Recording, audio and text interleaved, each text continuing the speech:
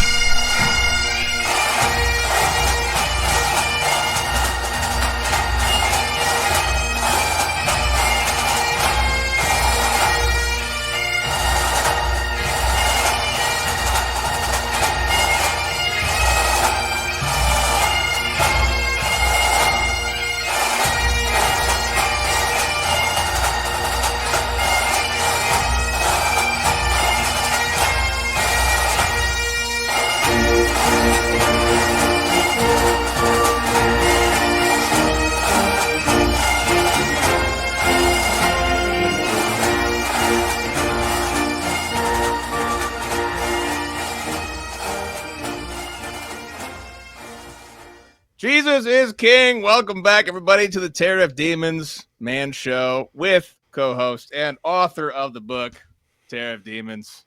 Kennedy, are you still living the dream in full communion in Canada? I am. Commie Canada.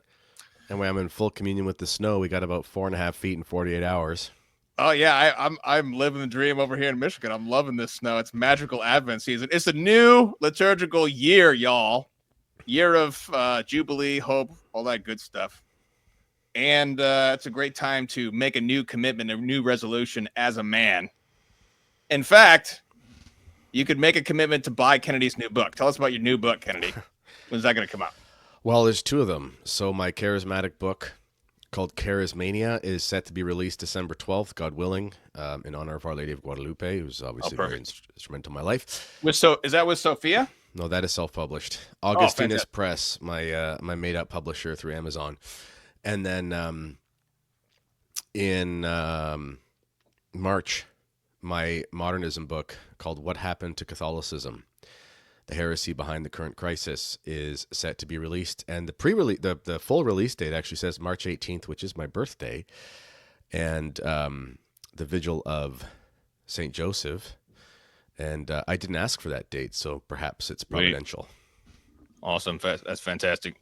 And we've got the third annual Canadian Martyrs Men's Conference coming up. That's right. In February. About that. February 7th and 8th.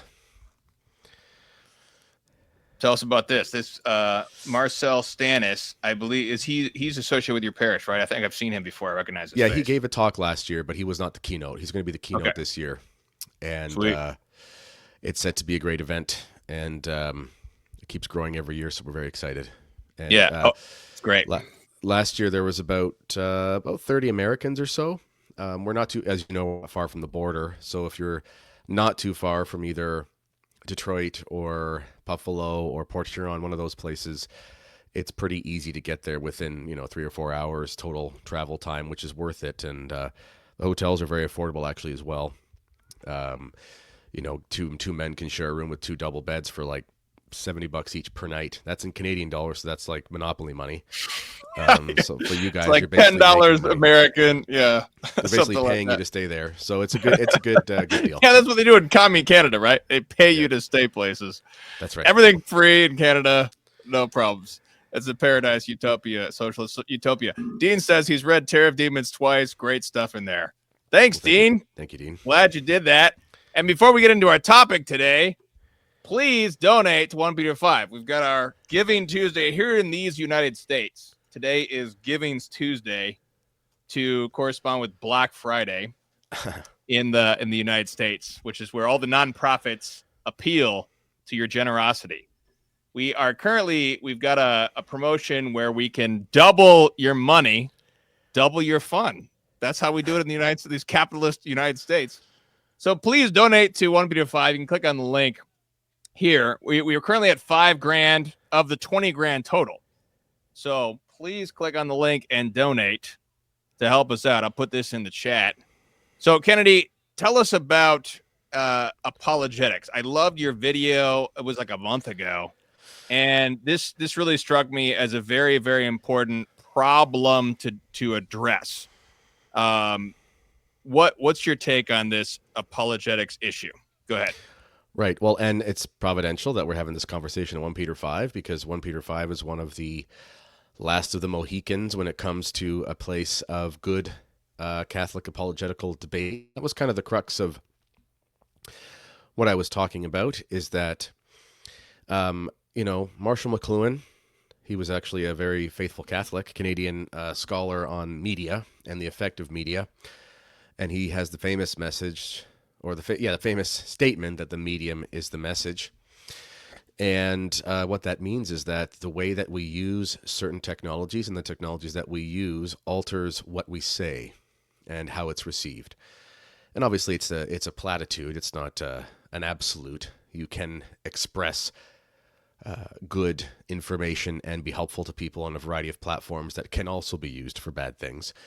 But in general, the way that we interact with certain media technologies, there are temptations in there to have our information fit what is the way that people expect to be spoken to by how they associate with those platforms, and also basically to fall into the temptations of what is popular.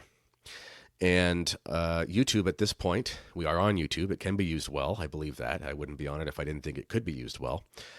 But it is in many ways and has become more of a social media.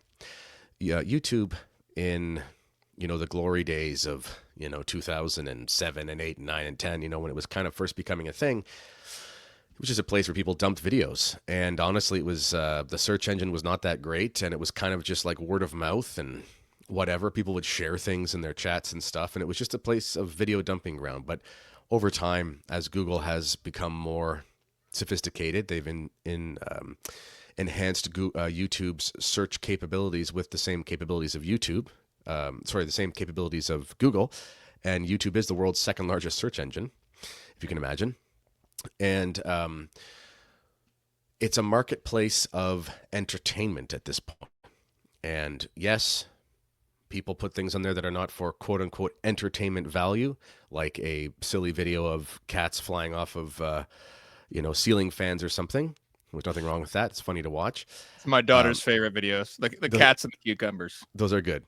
But that poses a problem, or it poses a challenge when we're trying to engage as Catholics. And we have to be held to a higher standard. We are not supposed to be out there, giving people bread and circuses. We're supposed to be ultimately trying to help people realize the truth in whatever capacity is appropriate for our state and life. And for some of us, that could include public intellectual conversations, if that's what we are good at and whatever. And but the problem is with YouTube is that it's a marketplace of entertainment. So what I've seen, and I'm sure everyone's seen this, and I know many people are tired of it. It's not just me being this cranky rad trad. People are tired of this trend in the world of what we would call Catholic apologetics turning into a place where there's this mentality of kicking the hornet's nest in order to create conflict so that more traffic comes to a particular channel. Right. And that is common not only in some of the big ones, and it's very common in some of the big ones. And I don't even want to mention them, because whenever you mention them, then you are hit with some sort of hit piece, which is proving the point. And it's also a style that's been adopted by many young Zoomer, quote unquote, Zoomer types, not our friend traditional Thomist, because he has some self-respect. Yes, one of the best Zoomers out there, right there. He's not knocking on Zoomers. I am. He's redeeming the Zoomers. They need to. Yeah. There we go. Yeah. In any event, so this is something that creates a really toxic atmosphere where Catholic apologetics is in some ways like turning into, fast food versus something that actually nourishes you. And it's starting to become kind of tabloidy, and even major outlets have adopted these tactics because it's popular. If you inundate people with salacious titles and you use other, celebrities or content creators or whoever is going to generate some sort of traffic, and you do those sorts of things as any secular channel would do for strict entertainment purposes, you will see your metrics grow. And those are the only metrics you can measure, aren't they? You know, if you're someone who is, running an apostolate or whatever, and your mandate is to show the donors, who are basically the investors, but we call them donors, especially if they're large donors, if you're supposed to show them that their money is well spent, well, you can't show them how many people have converted. You can't quantify the what's the word I'm looking for here? The quality of the argument. All you can show them is, here's our channel. Here's how much money you gave us. Here is how much it's grown. Here's how much money the channel has garnered. And here is how the, online impressions have increased. And so is, et cetera, more popular. Here's the analytics. And that's really dangerous for Catholic apologetics, because that's not what it's supposed to be about. Now, I also want to say, before I stop ranting here, I'm also not of the opinion that no Catholics should do anything for money. That's ridiculous, because that's communist. Let's just be well, it's also just stupid. Sometimes even if okay, I always use this as an example. Let's just say tomorrow, Tim Flanders, he's at adoration and he has this aha moment, and for some reason writes for us like The Imitation of Christ 2.0. And he's like, I don't want to make money on this, but he publishes it on Amazon as a self-published book, and literally he makes $1 per copy. Well, if 1 million people buy that, he hasn't tried to make any money on it, but he's made $1 million. There's nothing wrong with that. But the problem is that there's this fine line. There's this fine line when you start to want to be, an influencer in the influencer crowd, and it gets in the way of doing your content properly. And I also want to make it clear, I lied, I'm going to stop after this. I want to make it clear that I'm talking about apologetics.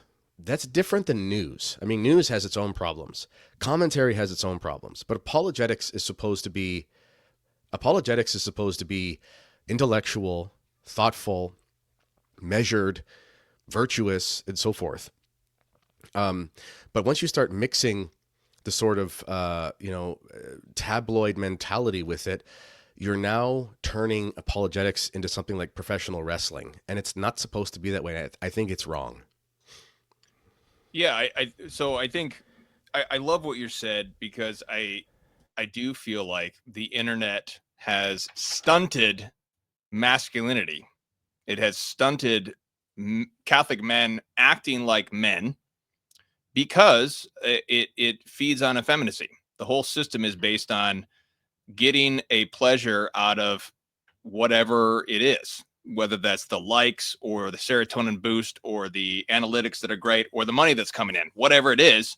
It prevents and incentivizes a man to act like a boy. And I just want to appeal to, I'm not trying to take it like, neither of us is trying to target anybody in particular. Because I know, and you said in the video, like, you've done this too, I've done this too. I've made mistakes. I've said things that I've regretted on the internet. And St. James says that teachers will be judged more harshly. So I have to fear the judgment of Almighty God and look to what I'm saying and try to be careful about what I'm saying. So I'm just appealing. We're just appealing to Catholic men out there and saying, hey, brother in Christ, if you have a problem with me and what I have said, let's talk man to man. So send me an email. Reach out to me. Let's talk. If you think I'm a heretic, or if you think I'm a blank or a title or this label or that label, well, it's one of the few moments in the Gospels where the Lord Jesus gave us a step-by-step guide as to what you're supposed to do. He says, go to your brother and talk to him man to man. He doesn't say man to man, but he says one-on-one. And then he says, if that doesn't work, you take a brother with you, take a group with you. And then if that doesn't work, then you tell it the truth. In none of those instances did he say, go to the public square and proclaim that this person with this name is now a label.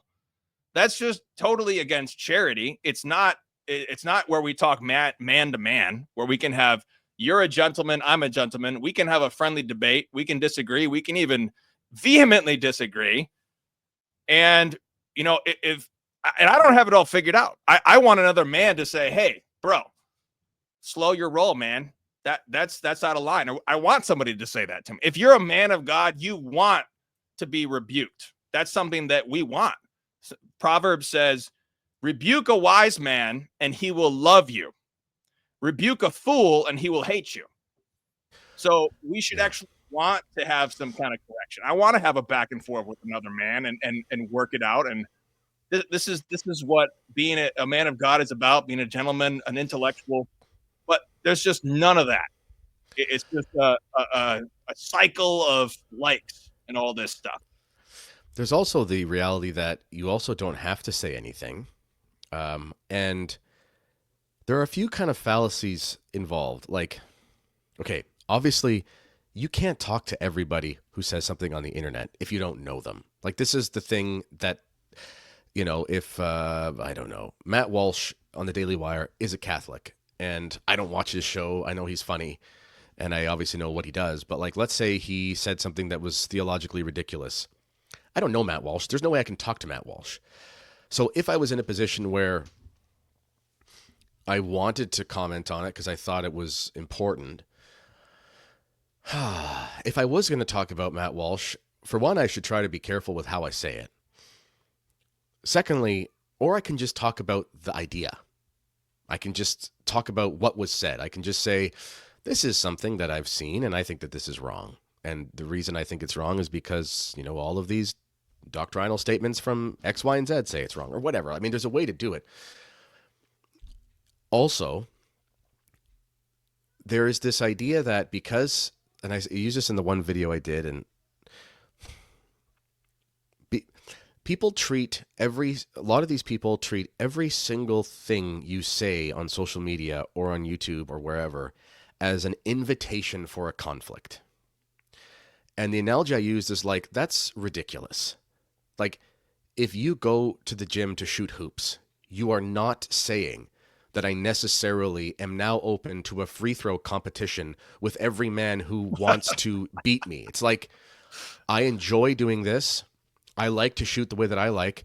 Some people like to shoot hoops with me, and maybe I might play with you if you'd like, but I'm not, quote unquote, you know, backing down because I choose not to play one-on-one. I'm not here for that. And that's fine. Now, if I start going off and running my mouth and saying I'm the greatest basketball player of all time because I don't miss 3 free throws, well, now I've probably said something stupid because I'm terrible at basketball personally. Now I'm in a position where you might be able to argue that I'm challenging others because I'm comparing myself to them. But if you're just somebody who, I mean, a lot of the time when I do podcasts about some aspect of Catholic tradition, I'm just commenting on something from a book that I find interesting. I am not putting it out there because now I think I need to get into a back and forth with 27 different twerps on YouTube who are, you know, using AI to find quotes from Thomas Aquinas, why I'm somehow wrong on this. And it's like, what are you even doing with your life? There was one guy out there, a young guy, and I tweeted something. It was about the infallibility of canonizations. And there are disputes on that. I mean, Dr. Kwasniewski edited a book with articles from both sides of the equation, and it's not like something you approach with kid gloves. And I made a tweet about like, well, these are the reasons why I think it could be argued. And it was just a tweet. It was like 200 characters. I think this might have been before premium. This is just a tweet. I kid you not, the guy made a 3-hour podcast on why I was a heretic according to Thomas Aquinas. And I'm like, my goodness, what are you doing? This is beyond absurd. It's a tweet, for goodness sake. Anyway, that's the kind of thing that's happening. And it's just you know what? This is when you mention the effeminacy thing, I have noticed, because, you know, I've got some relationships with many of these quote unquote content creators, as you do. There are a few individuals out there who never engage in conflicts with any other individual Catholic podcaster at all. And I know these men personally, and they are very solid men who just don't care and let it slide. And they have millions of people out there, or not millions, tons of people out there who would like to just have them bite at something so they can get a piece of them. Whereas, you know, I've had some interactions with some of these major content creators that are not of that persuasion, and my interactions behind the scenes have been very disappointing. You know, very like shocking as to how another man would deal with another man. And I'm just saying, correlation is not causation, but there seems to be a correlation with the lack of virtue and to be able to do that, and I think it's a major problem. And I think ultimately what's the worst part about it, yes, it's detracting from good discourse. Secondly, it is also confirming people in vices. And, so the more that these people do this stuff, the more instant gratification they get, and the more it confirms them in what they're doing, which is not correct. And this will contribute to their, this will be something that could be an obstacle to their salvation. Let's put it that way. As it could for all of us. But when there's that consistent gratification and there's the money and there's the things, it's like you're kind of playing with fire there. Yeah, it's just when we were in middle school, when we were 11-year-old boys, and we were in the group of the boys, it was easy. It was effeminate for us to rail on another boy, especially when that boy was gone. Say that boy was over in the hallway, down the hallway, and I'm with my boys over here. I got 6 boys, and I'm just saying, dude, that so-and-so is just a blank, blank, blank. That's effeminate on my part, because I get pleasure because I get the yeah, whatever from the dudes, and I don't actually have to face this other guy. I'm just like ragging on behind his back. It's scary to go over here and say, hey, bro, can I talk to you? And like try to talk to somebody man to man. That's scary. That's the suffering that men have to deal with. And the effeminacy, St. Thomas defines effeminacy, as you wrote in your book. Effeminacy is the reluctance to suffer due to the attachment to pleasure. So I'm attached to this pleasure that I get from whatever that may be by railing on my brother over here behind his back without him present. And in order to avoid the suffering that it would cause me, it's scary. You have to confront somebody. He may not like it. He may argue with you, whatever. That's a suffering that you are avoiding. And so the Catholic men out there, they're avoiding this. And as you said, you can't always talk to everybody. Sometimes there's, super famous people, or maybe sometimes you do have to name somebody for whatever reason. But in general, like if somebody has a problem with me or Kennedy, I challenge each of you, come talk to us man to man. We're not going to bite at you. It won't be as scary as you may think. Like we can actually have a man-to-man conversation. But that's the way that we should be dealing with this. And also, as you said, the medium is the message. And there are, as you said in your podcast, there's great limitations to what YouTube can even deal with, the topics that can even be covered. There's some topics that are just so nuanced and complex. It's just impossible to make a video about them because you have to have the citations. You have to have a quotation. You have to go through all these different other things. And it's just impossible to make a YouTube video to actually adequately deal with that issue. And that's why written debate is something that's very, very helpful on many topics. And a lot of these nuanced topics, a lot of the stuff, Catholics, we're in this time that's really confusing. A lot of Catholics are just doing the best they can. And we all disagree on various shades of this. Like even in the trad movement, there's disagreements among trads about various topics. And then from there, there's Catholics who are, trying to be faithful Catholics and confessing the creed and everything. And they also resist Francis. And then they disagree. So we're all working as best we can. And we need to cut each other some slack and realize that YouTube videos are inadequate for most of these complex subjects. Yeah. And, I think that each medium has a potential. And I think the best thing about YouTube is the fact that you can make good videos that are explanatory. And that's great. But you have to recognize that the limitation, as you said, is you can't give somebody a book on YouTube. So if you do want to tackle something that would take a lot of effort, you can totally do that, but you just have to say, I'm going to do this over 7 episodes that are 45 minutes to an hour each, where I'm going to share you're basically giving a series of lectures that you would get from a teacher, which is great. And that's honestly, personally, one of the reasons I went to Substack. I'm still on YouTube, of course, but one of the reasons I went over to Substack is because I just honestly, Tim, I did a lot of Make sure research. you go subscribe to Kennedy's Thank Substack you. and give him a bunch of money. Oh yeah, Please exactly. do Yes. that immediately. Yes, I have so much. I have so many billions of subscribers that Dude, you can see. he's so rich, man. He's you, bringing in the dough. You can see my my children's beds behind me because I have my office in their room. But in any event, I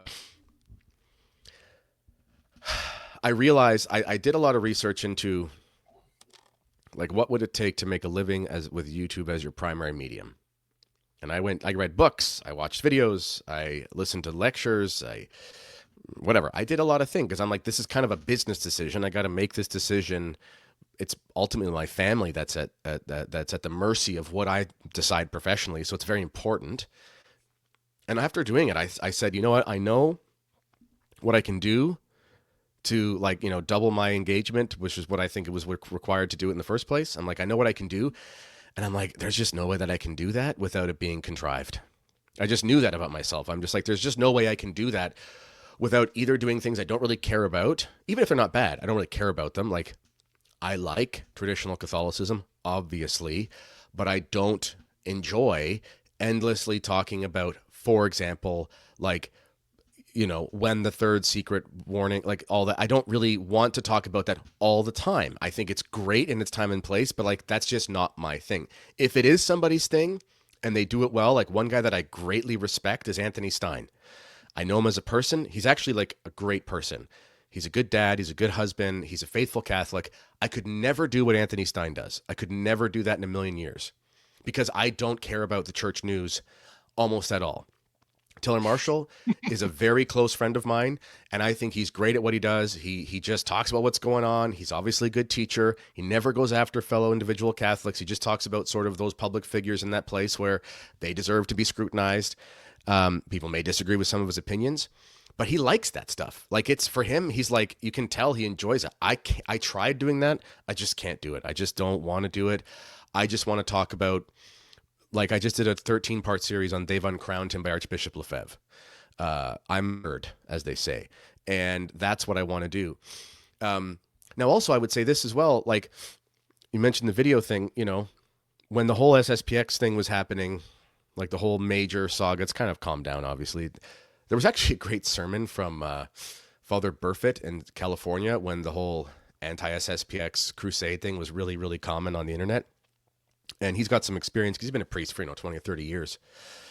And he just kind of said, this comes up every 10, 15 years. And it's the same thing over and over again. And he says, I think it's just a matter of new generations of people considering it. And all the information is new. And it's just like, it's this cluster, and then it goes away. And then it kind of did go away. I mean, let's be honest, it's kind of gone away. It's not really volatile anymore. But what did I do to respond to that, Tim? I wrote a book. Because people sent me all these videos and they're like, well, thank you for the product placement there. I did pay him for that. And, where is your book? But people would send me these clips and say, section. Yeah, thank you. In the SSPX section. Once again, the product placement just keeps on rolling, ladies and gentlemen. Thank you. Operators are standing by. Act now. No CODs, as Vincent Franchini and Charles Coulombe say.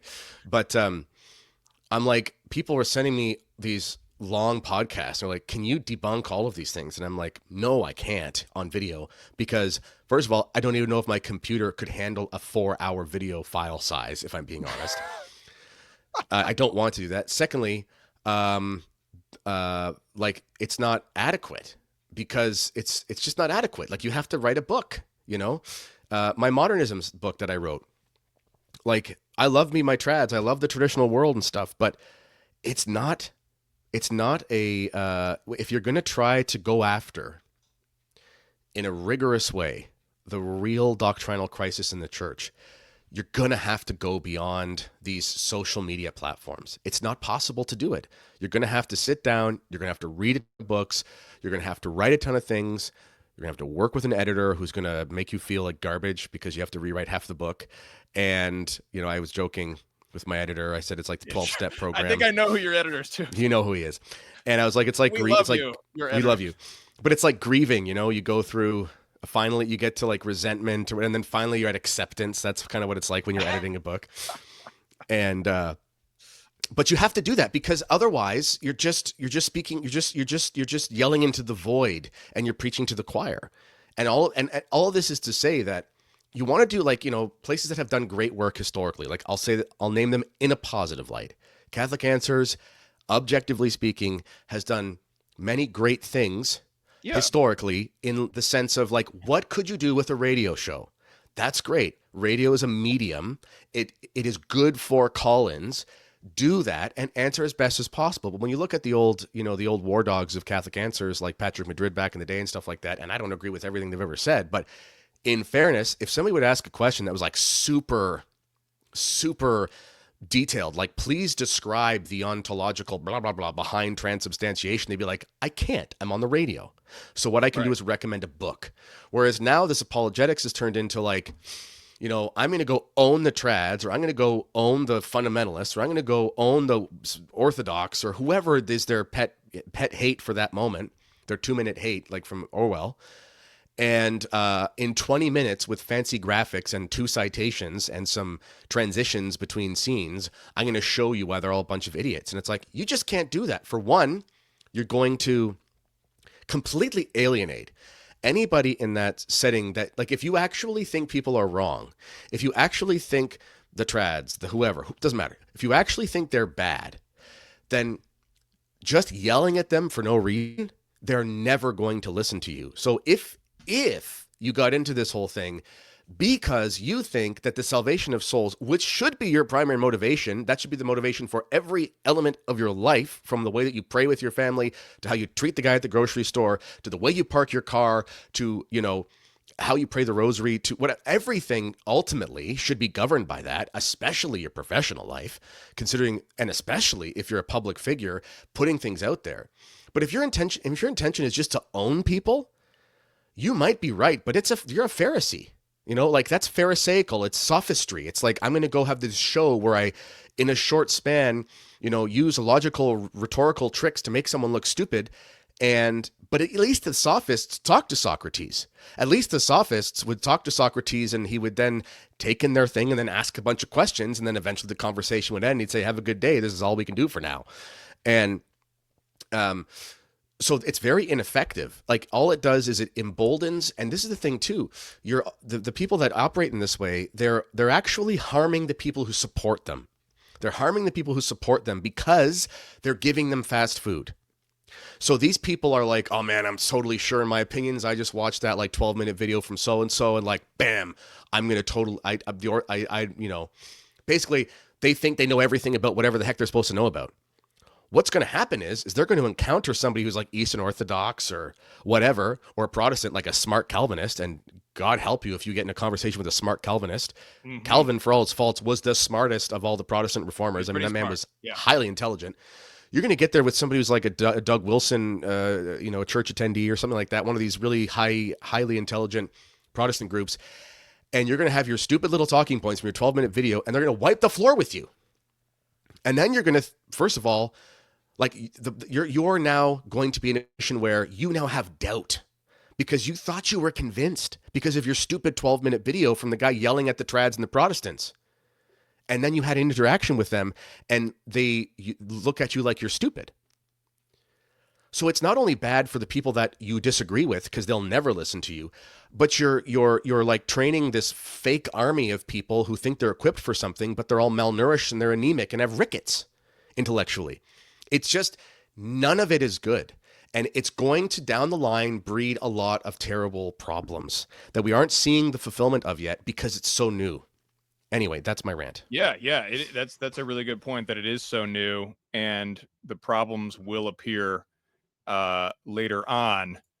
Shout out to Murray Rundas over Catholic Family News. Definitely a Catholic apostolate, does some great work. And it does not fall into things we're talking about. I mean, I would even shout out Word on Fire. I mean, they do a lot of great content that's just positive material. I mean, I've never seen them like going after people by name, like with the way we're talking about, so we're kind of, telling everybody, let's all man up here. I want to, lastly, we're all out of time, but this is an article where I talk about the sin of reviling. Don't let social media send you to hell. And it's not just if you look at pornography, but rather the sin of reviling. St. Thomas says, Railing and reviling deserves the punishment of hell, according to Matthew 5:22. Whosoever shall say to his brother, thou fool, shall be in danger of hellfire. Therefore, railing and reviling is a mortal sin. Mm-hmm. So this is Secunda Secundae, question 72, Article 2. So this is basically dishonoring another man. Mm-hmm. So you can dishonor another man by reviling him, and that can be a mortal sin. And this is, it's like, why is this? He would never say the things to a guy's face. What is said? It's like, if you wouldn't say it to his face, how can you justify saying that? Because you're saying it before Almighty God. So that's. Can I say one more thing? Go ahead. I would also say, and again, you can't always say everything to anyone's face. So if you can't, you just have to try to be like a Christian about it. Like, let's be a Christian, please. You know, like I'll use We're on Fire as an example.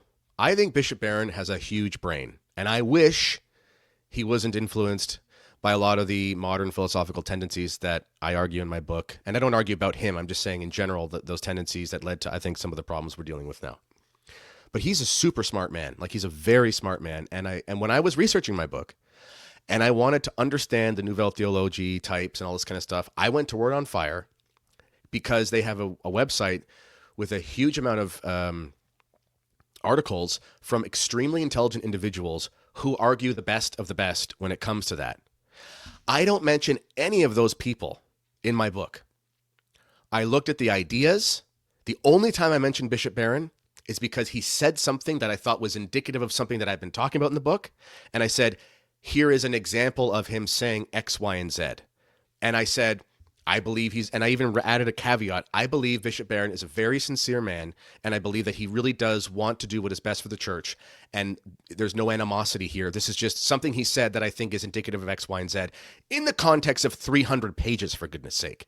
It's not Bishop Barron said something, so I go do a video, and I'm like, look at Bishop Barron, what a modernist idiot. It's like, that's just like, both sides can fall into this problem. Both sides of the equation, you know, the quote-unquote, you know, neoconservative types and the traditionalist types, they could all do it. The point is that no matter who you are and who you're talking about, don't do it on video if it's not for video. If it is for video, say good. If it could be done on video, say goodbye to the salacious stuff and be prepared to do a seven-part series of 2-hour videos, and or don't talk about it at all. And if you do have to talk about somebody, be very nice about them. Because they're if they're wrong, they'll never listen to you because they'll just think you're the guy who attacks them, and that's not good for anybody. Yeah. So let's just be Christian men. That's the bottom line. Let's not act in a way that dishonors the name of Christian, because the Lord said, "A new commandment I give to you: love one another. By this shall all men know that you are my disciples." Yep. So if people are looking at us and like, "Wow, you guys hate each other. You can't even get along. You're not Christian." We are dishonoring the name of Christ. That's the long and short of it. So let's pray an Ave and ask Our Lady of Guadalupe to help us all be good Christian men. We all need help. We're all challenging all y'all, but we need help too, me and Kennedy. So let's pray. Nomine Patris et Filii Spiritus Sancti. Amen. Ave Maria, gratia plena, Dominus tecum, benedicta tu mulieribus, et benedictus fructus ventris tui, Iesus. Sancta Maria, Mater Dei, ora pro nobis peccatoribus, nunc et in hora mortis nostre. Amen. Nomine Patris et Filii Spiritus Sancti. Amen. Jesus is King.